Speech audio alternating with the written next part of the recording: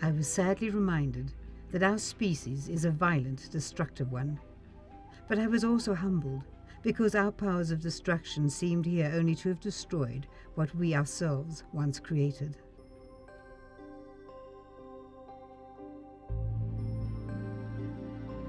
Once outside, I noticed a young fisherman. Here we were, the two of us, me trying to conjure up the past, while he was clearly living in the present. Behind him was the hotel, and I wondered what he thought of it, the skeleton from colonial times. Did this young man realize that although we are from different worlds, we are bound together by these rocks and sand? And what does the future hold for him? Do the children come here to play hide and seek? Or is it to them just another leftover from a time and a past that they do not understand or wish to care for?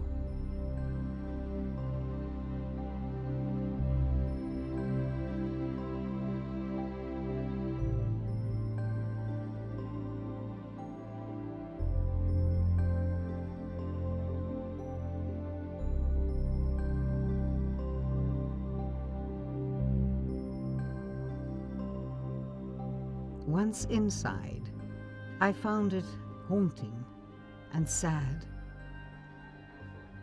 The hotel that used to echo with children's laughter is now a ruin. In the old days, the ballroom was filled with ball gowns and beautiful women, elegant fidalgos and hurrying waiters. No more. The Civil War finished all that. At one time the very essence of elegance, now the only relic, the lonely upright piano, sadly out of tune and warped beyond repair by the wet monsoons.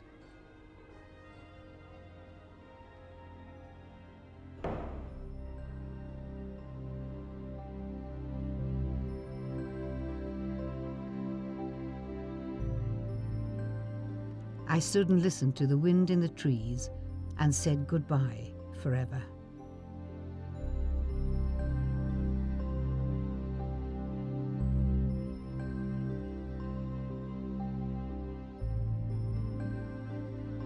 I wanted to go back to Marlin Lodge, to the warmth and the tranquility that I knew awaited me there. As I watched the sunset, I reflected on my afternoon's visit.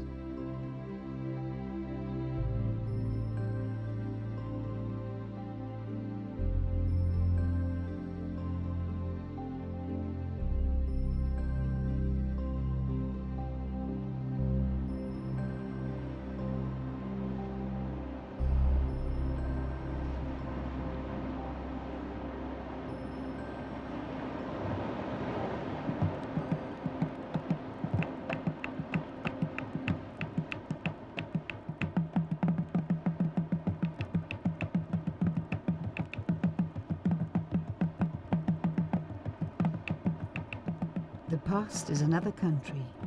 The future beckons.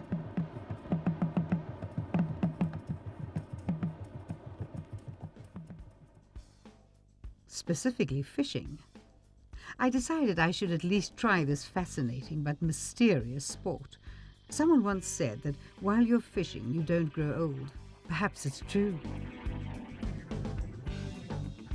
I consulted Marlin Lodge's resident fishing expert, and under his guidance selected a stubby and powerful boat rod, armed with a golden anodized reel that was a miracle of multi-cog technology.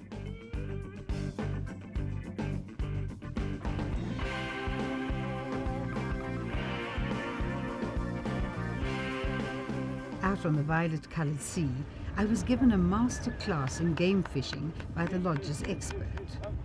At least someone on this boat knew what he was doing.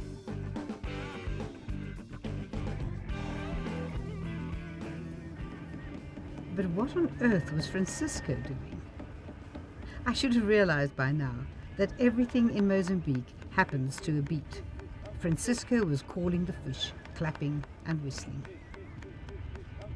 I was not at all very hopeful, but determined to at least try to absorb the technicalities of the sport. And oh yes, I was rewarded. 2 unwary skipjack tuna pounced on my inexpertly trolled Rapala, and I proudly took them into the hotel where the chefs agreed to grill them for my supper.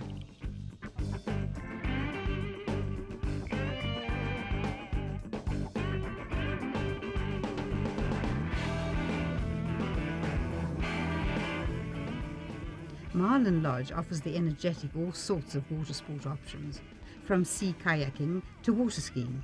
And while I wrote up my journal and tried to come to terms with the loss of the locations of my memories of childhood, I watched the hotel guests until sunset descended.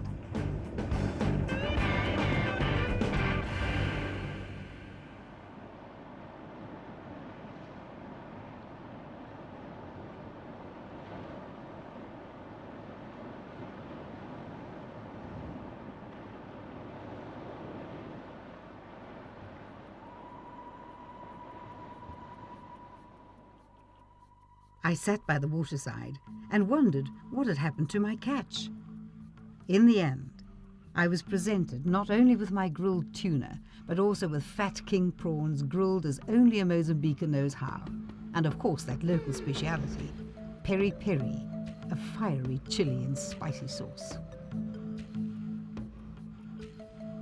Night slipped in from the sea, and I found again inside my heart the serenity that only comes from the indigo horizons and the flat aquamarine deeps of the Indian Ocean.